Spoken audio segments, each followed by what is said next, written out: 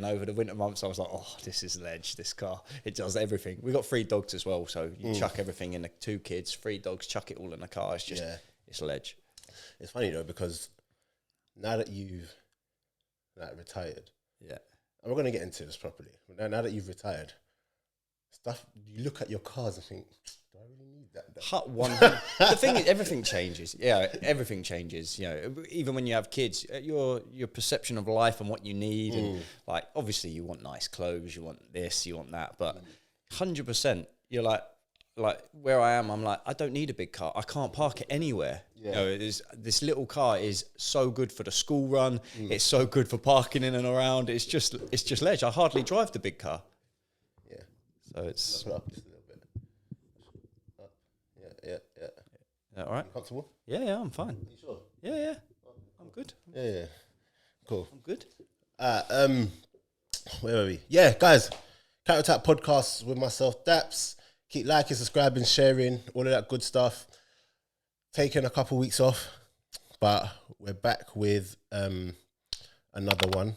We're back with a player who has really got the games in over the years, and I'm happy to have him here. Only met him, when was it? A couple months ago now. Couple months, yeah. Yeah, it's the first time in person that we're properly meeting. But great career he's had, played at the highest level, represented England. Bloody hell. And we're just going to have a little chat. And yeah, guys, we've got Matt Jarvis here. Yeah. Well, thank you. Thank you for having me in. Can I call you Matthew? Matthew, yeah. I think it's only my mum that's ever called me Matthew. I'm not going to call you Matthew, man. But yeah, how you been, man? I'm good. Yeah, sort of, being finished playing football. It's that sort of transition period of playing week in, week out to being at home, not really, away, missing that sort of Saturday afternoon. Yeah. Walking out onto the pitch, that atmosphere, everything. But at the same time, just being at home, not travelling. I've got 2 kids now. Yeah. It's nice. It is nice. Do you look? Oh well, you had lockdown, to be fair. Yeah, I was going to say, because being at home a lot now, do you find that you have to fill your days up? Oh, yeah. I mean, lockdown was going from not really being at home that often because I was up in Norwich. My wife and my son at the time were back down south. Yeah. So I, transitioning from that to then being at home, every minute of every day in lockdown was a transition. And we had my daughter a week before lockdown. Oh, wow. So it was like, this huge change. So that was sort of interesting, but I still had football, so I was still able to go out and train and play. So that was not in obviously the first one, but I was still able to go out and, I need that break. I need that go in the gym, go for a run, do whatever it is. Just to, if my missus looks at me and she's like, just go in the gym. Like, you're starting to, you're getting angry with the kids, or you're getting really frustrated. Like, just go in the gym. Like, and that's my sort of. It's crazy though, because it took, for a lot of players especially, took lockdown to actually realise that I've not had a break. 100%. Yeah, not had a break.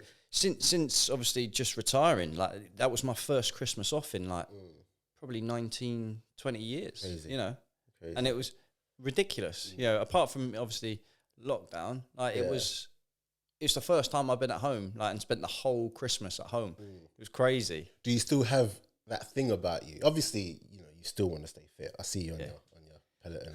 It is a Peloton, right? Yeah. I see you on your Peloton racking up the kilometers and everything. But do you still have that thing in you to, I can't eat so much. I can't, Yeah.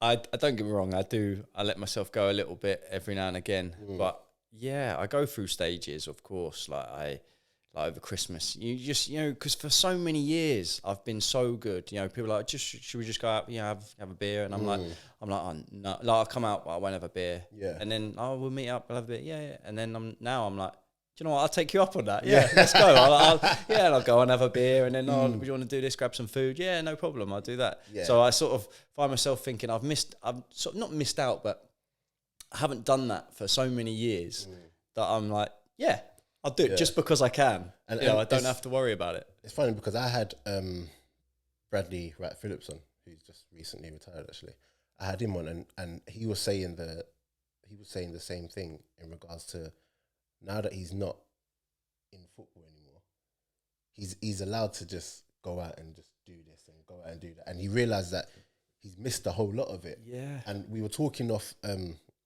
camera about Stephen.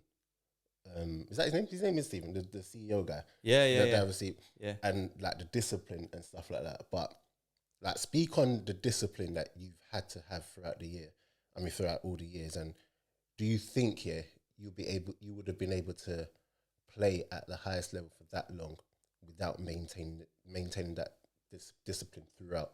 Not at all. I can look back with no regrets on my career because I know that I put absolutely everything into it. Yeah. There's no way I couldn't go, if I just tried that little bit, or if I didn't go out, or if I didn't.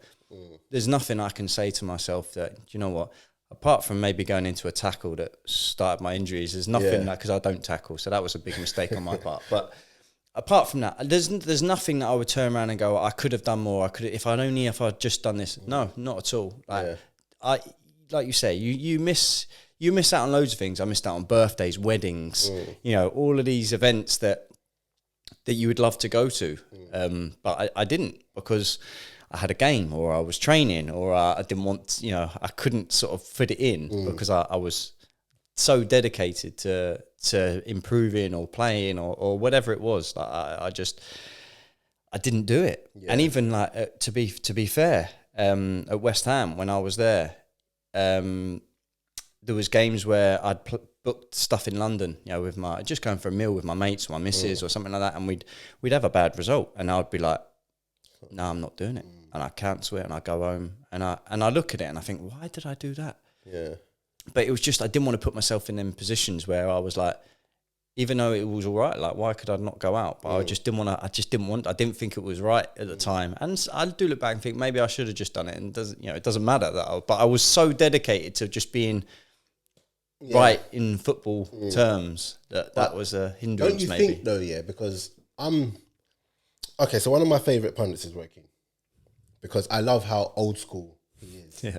And like, growing up playing football, there was, so the discipline you talk about, and even not going to meals and stuff like that, that's very normal, I think. I think that's, and it's only now that, they pull you up on stuff like that and say, it's not the same or whatever. But I don't think you did anything wrong. And I think for you to, because I never ever played at the level that you've played at, but I know even at the level that I've played, I was still doing those things.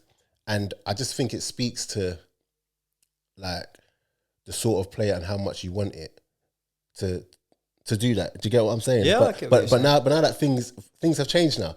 And have you noticed, even towards the back end of your career, did you notice the mentality in regards to people's approach to football and stuff like that change? I think it's definitely changed. Like, I've been through the whole thing. When I first started at Gillingham, like, I had a really experienced change room when I was 17, 18, and that was like old school. So it was drilled into me from day one, like the commitment, the work ethic, the don't mess around, like, that change room mentality. It means something to everyone. Like, if sometimes it was like, if you didn't get a point or you didn't win the game, mortgages were on the line. Exactly. It was that sort of thing. So your mentality of being like a young player, just, this is amazing, like, this is just great to be out there, soon changed to, you better pull your weight, and you need to do well, and your team needs to win. It's very important. Yeah.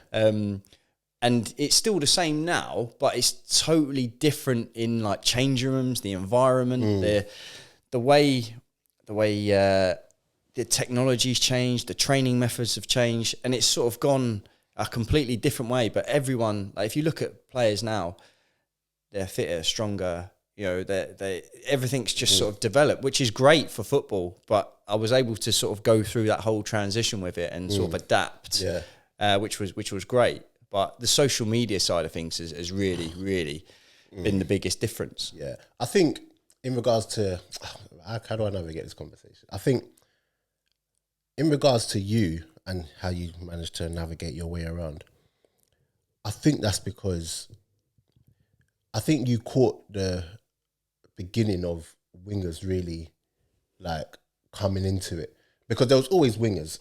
Do you know what I mean? But when you look at football now, it's almost like wingers are more important than the actual strikers.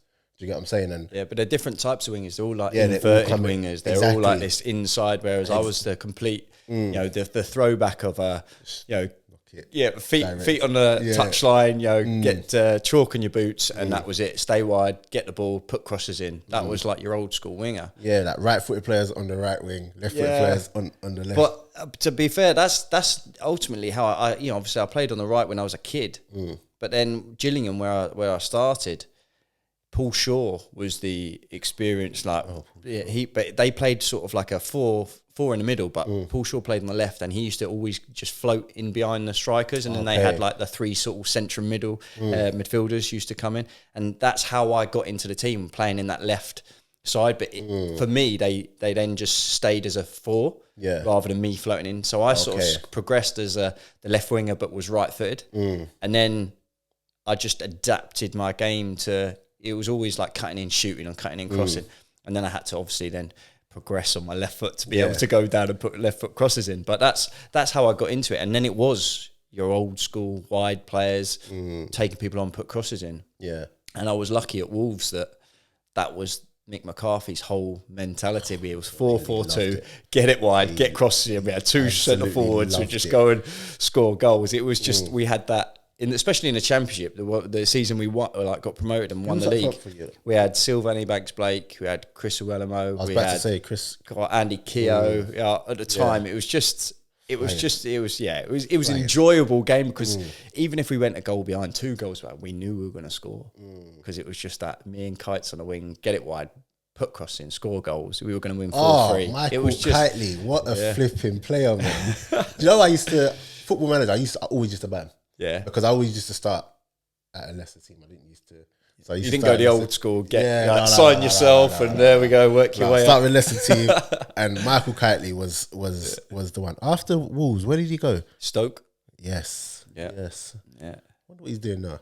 Do you still keep in touch with like all of your old? The thing is, I got told when I was like at Gills, when you first got, you only really speak to like 1 or 2 players as you keep in touch with, because you get thrown from one like 25 teammates, and then you get thrown from that straight into another squad that's 25, and it's hard to sort of. But I've never really experienced like that team. I still speak to loads of Gills players.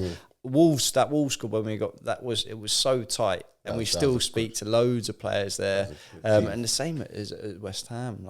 Even like I say this, even Norwich, I still speak to the boys now, and even at Woking. So it's like. I've found that don't get me wrong, it's hard. You can't speak to everyone, but you always pop up and still speak to everyone, and especially like I still speak to Mick McCarthy and Terry Connor and Tony Daly. You had a massive part of me as well. Do you miss it? Yeah, of course I miss it. Is there ever a time where you thought, do you know what? I could just give it. Yeah, definitely. I still do. Yeah, like because my son's so into it now. He's 5. He's sort of worse than me. Every morning he comes like burst into the room and he's like, "Daddy, what was the score last night?" And that's the first thing I'm like, "Whoa!" Like I've not even opened my eyes yet. Yeah. But he's so passionate. I just think, I'd love to still be playing, and he'll be able to come and watch. And he's a City fan because they won the league last year. You know what it's like. There's still time for that to change. Yeah, but so I do sort of think, I'd love to still be playing, so he could come and watch and do all that. But at the same time, I go outside with him and I'm playing for an hour, and then I come in and I'm going, there's a few times I've gone, Leo, I've got to come in, I've hurt my ankle, or like I've done my knee or something. I think, you know what, the time was right. When your body starts to break down, and I think after this, I'm going to play for 1 more year after this. But I got my Achilles is hurting right now. I've had about 4 or 5 months ago, I had plantar fasciitis. And I'm still feeling the effects from that. You hear that? Yeah. That's mate, it's. Don't you should see me walk up and down the stairs sometimes. Mate. Or if I have to change direction, but it's funny because when we talk about injuries, you said something I didn't know. Was there actually one injury that literally just set everything? Yeah, to a degree. Yeah, I mean, like I said to you before, I was never really known for my tackling, so I don't know why I went in for the challenge anyway. But it was a 50-50 block tackle with Yaya Toure when I was at Norwich. Yeah, cheers, I mean, mate. pick your moments to make a tackle. But he slid in, and I've just stood up and tried to block tackle him, and he broke me. Like it just, like I'd done my knee straight away, but the ball bounced, and I bounced up and went into a tackle with Sanya. You know, and you're just like. You're so silly. Like, why would you do that? And then obviously, it was because I was sort of still new at Norwich, so I was so pumped up on adrenaline. I was playing really well. I started so well at Norwich, so I was like, "Nah, I'm all right." Like, and the physio was looking at me like, and I was like, "Nah, I'm all right." And I was like, "Nah." Like, I remember sprinting forward to try and score, and then to turn and then come back, and I was like, "Oh no!" Like, no, Was that your first stint at Norwich or second? No, like that was when I was on loan. First on loan, and that was it. Like I'd done my medial. The thing was that with that, it was just the start of everything because I'd done my knee, had my medial. It was the deep fibre MCL tissues, and it was like right, fine. So I did all my rehab. I got back playing in about 9 weeks, something like that.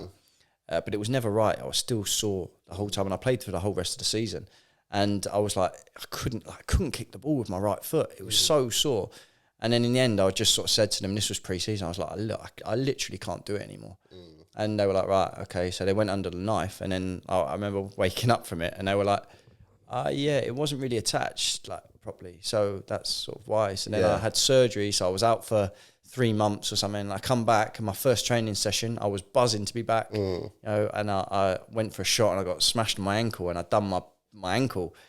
And again, I was so pleased to be back. I was like, nah, it's all right. I'll just carry on. And then I had scan. It was like, it was just a bit of inflammation. I was like, fine. Got through to the international break, had a jab. And then I was like, no, it's not really done anything. Got through to the next international break, jab. And then in the end of it, I could sprint, but I couldn't stop. Yeah. And I was like, I can't do it anymore. And then I went under the knife there just for exploratory, just to see what was in. And if you can imagine like the cartilage that's sort of like it's like on top of each other, when they went in and touched it, it all fell off. So like on a scan, it looks like it's all fine, but as soon as you touch it, it all just fell off. That's why I could do most things, but then if I did something, the cartilage would move and I'd jump back. So it was like bone on bone. So I had to have like what's called a microfracture on my ankle. And like I woke up from that, like I was supposed to be out for about 4 weeks. I was out, like, in the end, it was about 9.5 months. And in that point in time was when like the surgeons were like, look, that's the best we can do. Yeah. So like, you know, if you can't get through this, you're gonna have to retire. And that's like where mentally I was like, hell no, am I gonna retire? No one's telling me I'm stopping. I'm gonna go out on my own on my own time. But it was a ridiculously difficult time because then I was coming back from that, and then I picked up IT band friction syndrome, which is if anyone's had it, it's so sore. Like it feels like someone's got a dagger in your leg every time you run. It was so sore. So I had surgery on that, and then through the grind, I got myself back, and I just wanted to play.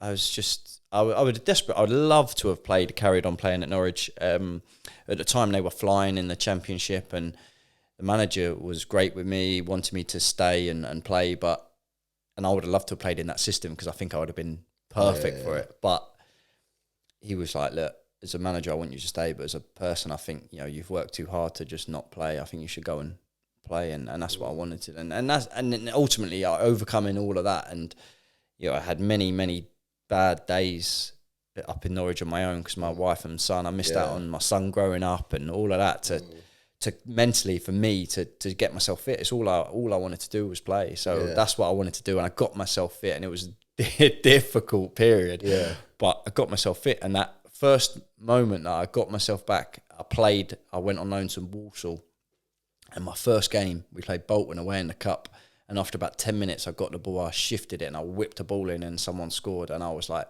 do you know, like that feeling of like, I'm back. That was just so, like, massive relief. It was like all of that hard work has paid off. Like, it was just awesome. So that was, it was nice. And then I was like, do you know what? My contract at Norwich was up, and I went and played locally at Woking because I loved the game. I loved the play. Good club. It was brilliant. Wasn't he still there? Martin Taylor? Yeah, well, Daps has just been sacked and Martin's left, so it's just happened. But yeah, it was. That's what I mean. It was such a strange. I had a call because I was doing a lot of media at the time, and I had a call from a number I didn't know, and I answered. And he was like, "Oh, Matt, it's Martin Tyler," and I was like, "Yep, I know. I recognise the voice." And he was like, "Look, I didn't know if you know, but I'm the assistant manager at Woking." And I was like, "What?" I thought he was calling me up to get me on Sky. And he was like, "Oh, you should come down. I know you're local. Do it." And I was like, I just couldn't believe it. But in the end, it was perfect for me. Great club, great set of lads, and I just wanted to carry on playing, and that's what it was. Yeah, and then before we wrap up on your little retirement segment, at what point did you know I'm finished? Do you know what? I think the thing that's helped me in a weird sense is the pandemic, because I was full time at Norwich, flying in every pretty much 6-7 days a week, do it full time. And if I would have gone from that to nothing, I think it would have been really difficult. Okay. But because I've gone from that to went part time at Woking, then the pandemic, then part time again, and then I got furloughed at the end of it. Yeah. So it was sort of like a little sort of stepping stone down. And then I was like, contrast. Yeah, it was. Furlough. It was just the way it was. Yeah. But that sort of helped me come to terms with it. And then I was like, do you know what? This is the perfect point for me to be like, my time, body, mind. It was like, it was the right time. I was at peace with it. I never thought I would be. I thought I'd carry on. If you asked my missus, she would have said I never would have stopped playing. Yeah. But it just came. It just felt right. Yeah. And I think at least you were able to do it on your terms. Exactly. Because a load of people like if it maybe had happened when you was at Norwich, where it's like, no, you're not playing, boom, that's it. Exactly. Like to be fair, I mentioned to you off air. Like I did get offered to be paid up at Norwich, and I was like, no, I want to carry on playing. Yeah, I want to get myself back, and that was the determination. And at that point, I was nowhere near ready to finish. I wasn't going out when someone else was telling me. I was doing it on my own. So that's where I can look back and be like, I've give it everything, and I'm fine with that. All right, cool. So now, ex-Norwich player. The only other Norwich player who I chat to is Bradley Johnson, of course. Good friend of mine. But you see Norwich now, yeah? And you can be brutally honest, yeah? When I speak to a lot of people about Norwich, I think people are just fed up of them going up, down, up, down, up, down. Like, you being at the club, what is it like in regards to the expectation at Norwich, or like because from the outside looking in, it looks as if, they're kind of okay doing that. But when you're actually within the club, because it's a small club, well, am I right in saying that?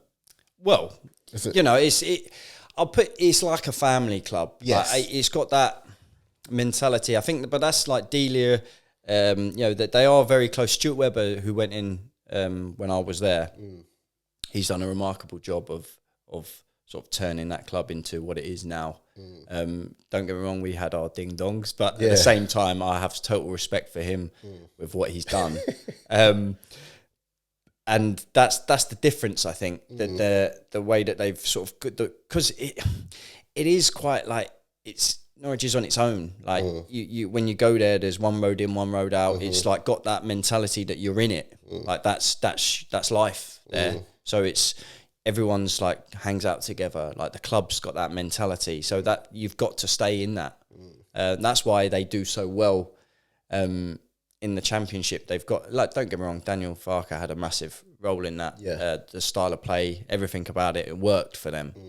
But what you're saying about this sort of yo-yo club is that the expectations from the fans is to enjoy the football, to go there as a family, bring your friends, your kids, everyone to go and enjoy the game. It's, I wouldn't say it's like it's a great atmosphere, but it's not you go there and you get really intimidated. It's that great family club. You can bring your kids and you're not going to get, abused, that sort of thing, which is great for them. But when they then get to the Premier League, I think the expectation level isn't always to be like you see, like the first time they went up, they blitzed the Championship. They went up and they didn't invest. And which for me it was fair enough because the players that got them up, they were all young. They all it was their first sort of season playing in the Championship. They did exceptionally well, and they got a crack in the Premier League. Yeah, and they did incredibly well. Like the maybe the mentality of like the style of play was a bit. About when like Farquhar's first. Yeah, Farquhar's first sort of season in the Premier League. Really well. I remember first game against Liverpool. Yeah, exactly. And everyone was saying, "Oh, look, they're gonna, they're such a joy to watch. They're doing it," and they were. But they were sort of doing it in their own style, but they were conceding goals all the time, and everyone was saying they need to sort of look at that. But it was just the way that they did it. In the Championship, they got away with it. They were winning 3-1, 4-1, because they were always going to score goals, which is what they did in the Premier League, which is, as a club that gets promoted, is really difficult to do, to score, but it was conceding. Yeah. That's what they... So then I almost felt that they gave it everything and didn't really sort of spend. And then sort of this season, it feels like the players that got them up or were involved in it sort of are not necessarily... There's obviously, don't get me wrong, there's quite a few still there, but there's not... That they've sort of disbanded and they've brought in loads of players and it's still not worked. I think, and obviously this is outside looking in, this is my opinion, I don't think they recruited well. I think there's a couple players in there who... And I can see why they maybe brought them in, but they're just not cutting it,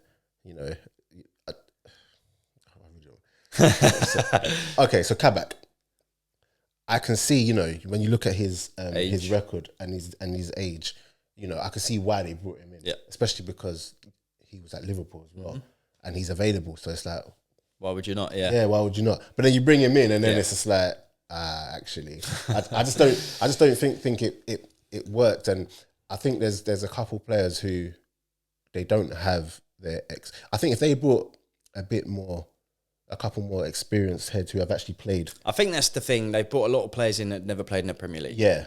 And unfortunately, you see even the top clubs that bring in players that have never played in the league and they struggle. And that's why if you completely flip it now, you look at Newcastle, the players they brought in, the Brazilian, they've brought all players in that have played in the Premier League and know what it's about, and they're proven players, because that's what the Premier League is about. You need to sort of, don't get me wrong, you need that opportunity to play in the Premier League to be able to do it. But if you're looking at, for instance, Norwich, and you get promoted, you've got a bit. They've given it a good go in the transfer market. They spent a lot of money, which is what everyone wanted, because they didn't do it in the past. So they've given it a go. But as you said, recruitment and playing in the Premier League is vital. Yeah, I think when you're in the trenches in the Premier League, it's not about not quality. You obviously need a quality, but I think you just need those people, just that have been there before, and that will just get you over the line. So you mentioned Newcastle. Yeah. I think Dan Burn, excellent signing. Target, excellent signing. Chris Wood, excellent signing. But they're not the sort of players you would think, oh yeah, this is a marquee signing kind of thing. But they've been for their there. position in their league, what they needed, perfect. Exactly. Perfect. Sensible signings. Do you think that Norwich are going to survive? I think it's very difficult for them. They had a really good spell and they got a few points and they won a couple of games, and you're like, hold on a minute. They've got a chance. And there was the next few games where they needed to pick up some points. It just didn't happen. And they had like that little, I think Dean Smith is a great manager, and they've got the staff there are brilliant, and I still speak to a few of them. They are brilliant. And the squad, that players that I knew that are there, they're really good characters. I just feel that it's maybe just a bit too far now. Yeah. My only thing is because of Newcastle. Like, look from the window. Look what they've done, where they are, and you look at if we're bringing into like Everton and Leeds. You're looking at they've probably got more. Yeah. To do it, so it's going to be a struggle, I think. Yeah. I don't know, man. But on to one of your other teams. We're going to talk about other teams as well. We're not going to just talk about you. It's not all about you. It's not all about me. West Ham. All right. So I've got a West Ham friend who is adamant that West Ham are going to do it in terms of Champions League. They're not, but I'm an Arsenal fan. Yeah. So, But what I will do is give credit where credit is due. So yesterday they won. Who did they beat? Was it Everton yesterday? No, that was Wolves. Oh, Wolves beat Everton. Yeah. Who did West Ham played? They won, what, 2-1 or something? Or 2-0? Yeah, they won 2-1. Big win for them. Yeah. They've been just off the back of the Seville disappointment, even though it was a decent game. Yeah. It's one of them that... Right, let's see who they played. Yeah, this ain't one of those podcasts, by the way. Oh, Aston Villa. Yeah, that's it. Cool. Which is a huge result, because Villa were flying. I actually thought Villa were gonna get something there yesterday. I wanted them to get something. Yeah, I know you wanted them to. But if you're looking at it from before the game, you're thinking, actually, draw, probably. Just because of the form that West Ham were in. Like, Bowen's a massive, massive miss. And Villa are flying. Yeah. So, do you... realistically, yeah, do you think that West Ham could do it? Because I think they've done well to even be in contention. yeah. But I think where they've gone wrong is that they left Mikel Antonio, I think, who's a big player.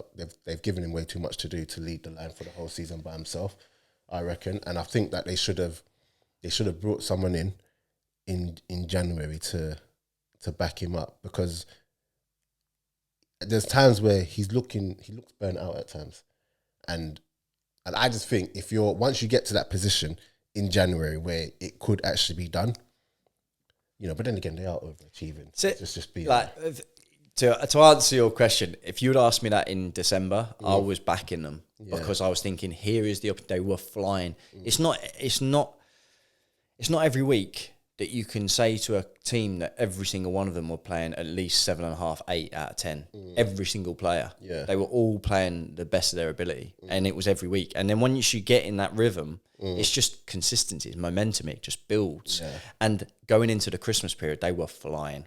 And then you're thinking, right, January, here we go. Yeah. It is the perfect opportunity for West Ham to sign a few players in much needed positions, like you say, another striker for Antonio, maybe another midfielder, like a defender, because Ogbonna got injured, and you're thinking, right, here we go, because then they were flying on all platforms. They were in the cups, doing so well in Europe. Like, you think, if there was ever a time that West Ham were going to get in the Champions League positions, it was now. Yeah, and it just didn't happen. And whether that was because, like, I'm hearing that they put in their club record bids for all these different players, and it just didn't happen. So they obviously tried, and it's one of them that maybe they tried and it didn't work, and then they didn't want to spend money for the sake of spending money, which is perfectly fine in my book, because they've done it over the years and they spent loads of money on different players and it hasn't worked out.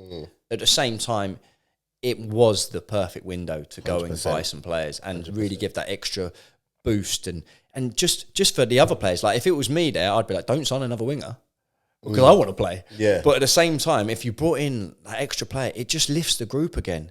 And someone else, then the excitement, and then the training gets better. And then, because you've got that competition for places and everyone wants to improve. Yeah. So it just lifts the lads a bit. But at the same time, they have overachieved because they are flying and they're doing so well. I know if you asked any West Ham fan, realistically, they would be buzzing with this season. If you would have told them at the start of the season, this is where they'd be, they'll be buzzing. So it's just, I hope for them that they really do give it a good go and they get the right results and they're still fighting the last few games to be in that position. I hope so. I mean, obviously I don't hope so, but it's funny because I actually like West Ham. Yeah. Okay, to a degree. Yeah. But, do you know what I mean? Like, I don't get too mad when I see West Ham doing well. And I think I look at them and I'm like, someone like Declan Rice, they're going to struggle to keep him. He's been phenomenal. They're going to. Listen, I think. So, okay, let me put this right. No, it's not anything bad, but I like to give players time. So when he first burst on, they were talking about, he's got to be worth whatever. He's this. I'm like, just let players play first, and then because I think too often we put that praise and put that pressure on players when they first come through and they haven't really achieved anything. So I was just like, oh, he's all right, he can play.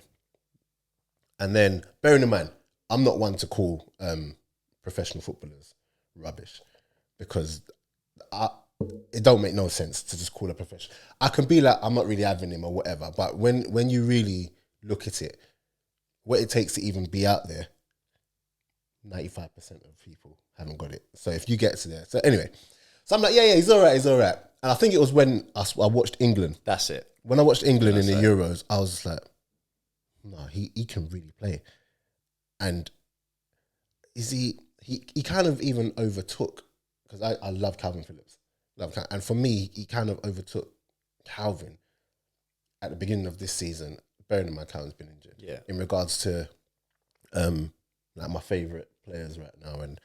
And honestly, the more I watch him, you forget just how young he is. Yeah. Well, his overall performances have been ridiculous. Like you said, I think that's what everyone thinks about the England performances. Yeah. But it's not like he's done that and then, because you always talk about players that have burst onto the scene, but like, come on, done really well. And then they have that dip. Yeah. He's not. He's just carried on going. And like I say about the performances of 7, 8 out of 10, he's been a minimum of 8 every single game. Always. And he's been a leader. You've seen important games in like cup games where he just drags the team through, scores the goal. You know, he's adding all of these qualities to him. He's got, obviously, he's had, when I was there, Kev Nolan was a massive role model and the captain.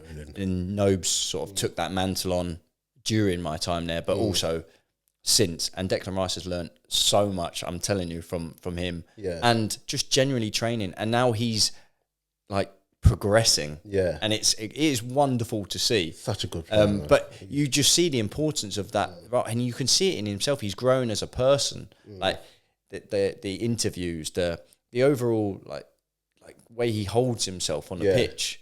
He knows he's a good player, and now he's going out and showing everyone. Yeah, it's really great to see. And what I like about him is that he still maintains the whole likable local persona. Exactly. Do you know what I mean? Well, I think that's him. You know, he's not. That's not a show or anything. That's just naturally him. Calm guy, and I really like that. And you touched on Noble, and it's nice that I finally got a player that's actually played with him. To be fair, I had Darren Randolph on the pod, but he's a goalkeeper. They don't count. Goalkeeper's union. Yeah, they don't count. But I've always thought that in regards to Mark Noble's career, he was so unlucky to never represent England. That's one thing that's kind of followed him throughout. What exactly was it like playing with him? And are you yourself even surprised that England never called him up? I am surprised because I think it's just because he's been around for so long. Like he's been week in, week out playing, like when West Ham have been in the Premier League for like every week, you know. And he's putting in performances. Everyone says like I saw when I first went there. You just noticed like he's one of them that's training wise. He's always wanting the ball. He's always like he's a very good trainer. So that's like the first thing you would say about dedication and doing that training. You've got to be good. Yeah. You've got to train well, and he does that. So that automatically gets your respect as a player and your peers because you think, he works hard. Yeah. And he's obviously, don't get wrong, he's involved in everything in a change room, which is great for that team morale and being in amongst it. So he's got that. And he is Mr. West Ham, whatever anyone says. Like he loves the club. He's got their best interest at heart, I think. Like, and the fans love it because it shows from him because he's a local lad. He's been there for so long and he does everything. And he wears his heart on his sleeve and he's great. Like he's always sort of been a bit. I think you say the last sort of few years, his interviews and the way he talks about the club and way you sort of fans see the other side of him, I think. And that's also what people like about him. I think that's what I've grown to like about him as well. He speaks like he's already out the door, but no, you're very much still there. So even with the whole, it shows that how many managers have been and gone, and he's still captain. He still plays. You know, even in his sort of final year, he still plays. Yeah, it's so even with the whole Diangana thing. Remember that when Diangana went and he was like, I can't believe they've actually. He's not afraid to. Yeah, say. You know what I'm saying, and whether or not he should have or shouldn't have said it, it's the fact that he's passionate. He's a fan as well, and just wants them to do well, man. So yeah, you know, Mark Noble. But that's why, like they say, Declan Rice is learning from players like this. And as I said about Kev Nolan's back there as the coach. Like, so you've got these characters that are educating and being around the club. Okay, so could you touch it on Kevin Nolan? Yeah, yeah. There was always this thing that he used to pick up a yellow. Did you ever hear about that? No. You never hear about that around the Christmas. I mean, I've seen it. Yeah. I've seen him not be there at certain games, but no. Like I remember, I'm sure didn't he get sent off against Liverpool away? Oh no, but he always it was around Christmas. But I don't know. Kev's a fantastic guy. Yeah, fantastic guy. Was brilliant for me when I went there. Brilliant. As far as like as a captain and as a guy in the change room, he was brilliant. Like anything that, even if it was nothing to do with him, that someone needed something doing for him, he would make sure that he would go and do it. He would have a ding dong, like massive Barney with Sam at the time, and just make it. He was always on your side, always on the player's side, which is huge. Yeah. So I've got nothing but respect for Kev. Gotta love them. Yeah. Gotta love them players there. But yeah, it's a good swerve from that question. Yeah. that's where you got your media hat on. He's probably gonna see that and just be like, oh gosh, thanks for that, mate. Yeah. He probably don't even care, to be honest. No, he wouldn't care. But yeah. Onto the top of the table. Well, not top of the table actually. So I want to get your views on CR7. Okay. So on this pod, the comments will always, are like, why do I still champion Ronaldo? Which is crazy to me. But that he's finished and whatnot, blah, blah, blah. And I always say you don't become a bad player overnight. And I think people, because obviously over the weekend he scored a hat-trick against Tottenham. And I think people compare Ronaldo today to maybe Ronaldo 5 years ago, where he's scoring almost 100 goals a season. Like it's not the same. But when you look at strikers nowadays and the goal returns that they're getting, he's still up there. So did you ever question his quality or maybe think that he's finished? And this is as a player that you probably played against him actually. Oh, I'm gutted. No, he went to Madrid the season that I went in the Premier League. I was gutted. I really was. For me, no, I'm a Ronaldo fan. Like the debate, I'm a huge Ronaldo fan. I always have been. You can't go and do what he's done at all these different places and not be the best. Like for me, I love his interview with Piers Morgan. Have you ever seen that? Where he talks about, I mean, just the mentality of him. It's incredible. That's like, I look at it and I'm like, that was me, but I was nowhere near him. But that was me. I was thinking, do you know what? He speaks so much the truth, and he's so dedicated, so dedicated. You talk all the stories about Everest saying he was going around there for lunch, but no, he was in the gym and doing this. That's just why he's the best. Messi is an incredible talent, and his natural ability is there to everyone to see. Ronaldo's worked at it. Like he's worked at it. He's drilled it. He's like practiced. You see him on a training pitch. You hear all the stories about he goes home, he has a sleep. He then goes in the gym. He does this. He does that. And I get it. People say, well, of course he can. He's got earned all this money. He can do it. I 100 agree. But why can no one else? Why is no one else doing it? He's got personal chef, trainer, all the facilities at home. But why would you not? He's dedicated to being the best, the number one in history. And he's going the right way about it. And he is, at the moment, proving everybody wrong. Yeah. And it's incredible. And he's still got it. Yeah, he's...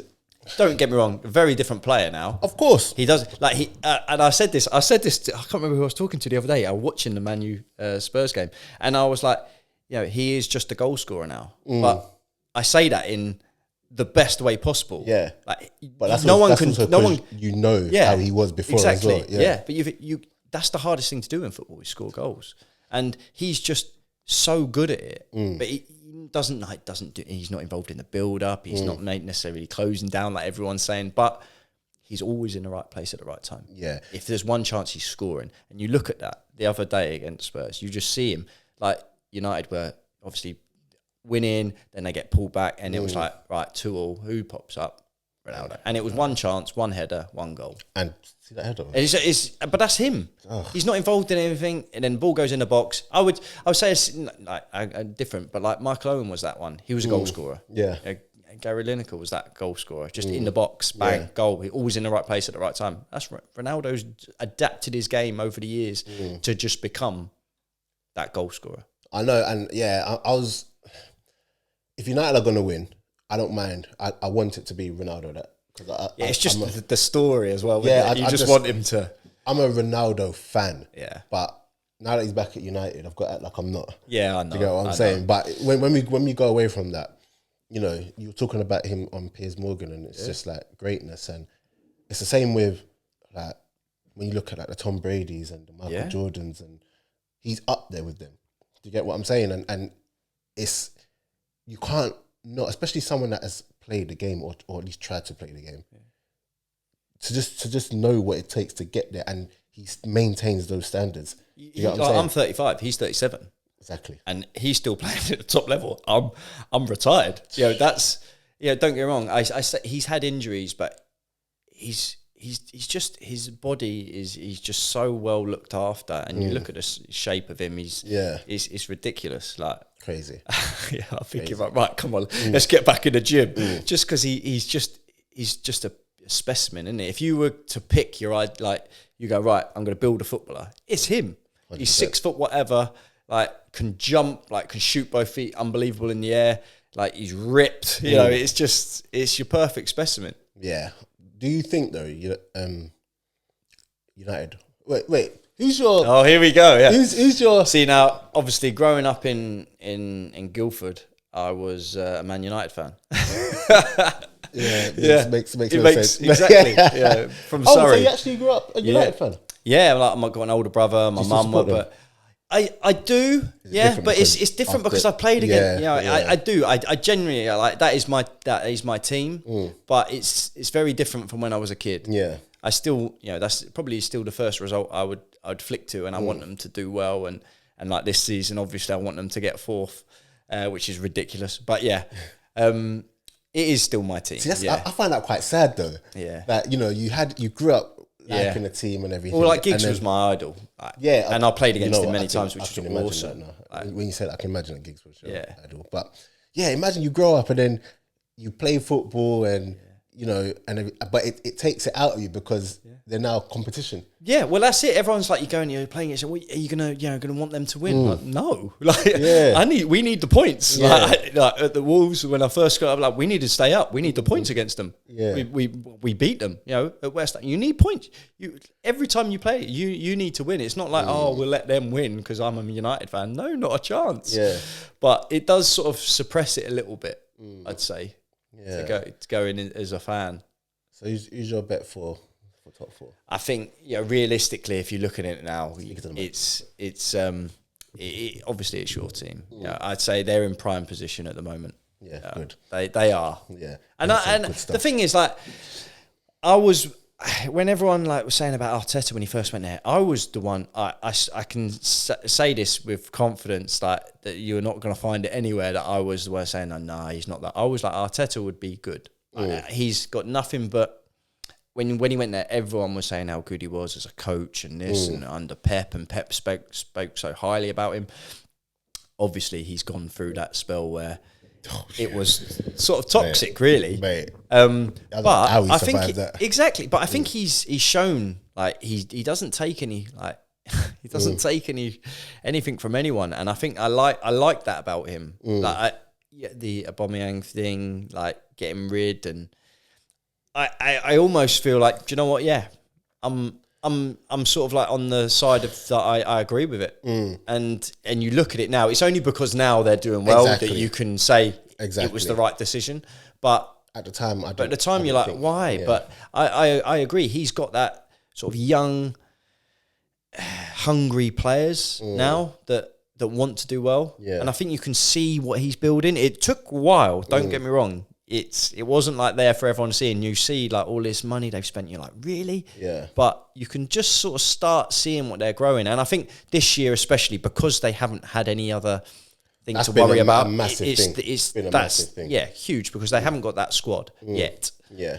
to fight on all fronts. But what they have got is some incredibly young, talented players that are playing so well at the moment. Mate, I'm just, going back to what you said about some of his decisions that he's had to make. So, when Aubameyang left, I was like, you cannot let him go and not get someone in. But then people are like, but you only play one game a week. And I'm like, I hear that, but wouldn't you rather get someone in that can get you those 10 to 15 goals? And then he's obviously gone and been on fire at Barcelona. Yeah. So there's that. But then, like you said, some of the players that we've got right now, and for a long time, I did not talk about Arsenal. Because I was one of those realistic fans where even before he came, I said, you're looking at a good 3-4 year job here, no matter who you get. So, when people were asking for him to get sacked, and then I'm never going to call for a manager to get sacked unless there's absolutely disaster. Yeah. And what I saw from him when he was going through his tough times, I honestly think that was always going to happen with whoever was in charge. There's a load of deadwood at the club that he's got rid of, and now he's got the youngsters playing in a way where they're so free and the confidence is high right now. But not only that, they can actually play. Did you watch Tottenham? The Tottenham. I've watched Arsenal, them a few times Leicester. recently. Yeah, I did. Yeah. This is just for my ego. Go on. What do you think of Odegaard? He's got better. He's got better. Yeah. I think when they signed him, I just thought he would be another one of them number 10s that's a bit soft, if that's the right word. A typical Arsenal signing, number 10, great on the ball, but maybe not quite going to be. And he's grown.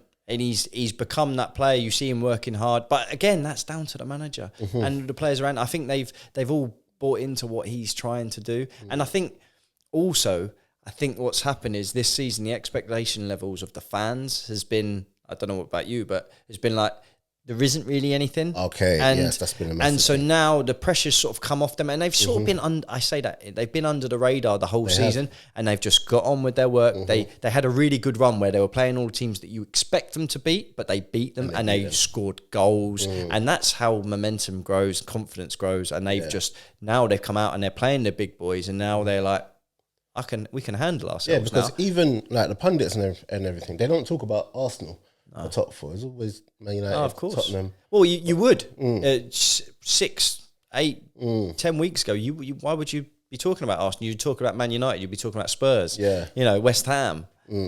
Wolves now. But you wouldn't be talking about Arsenal because they'd be like, oh, Arsenal fall away. They've got a young squad. Blah blah blah. But now they're thriving.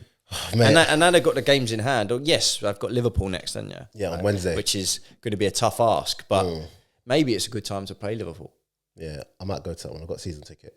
Nice. Yeah, so I might go to that one, but we'll see how it goes. No. In fact, I'm going.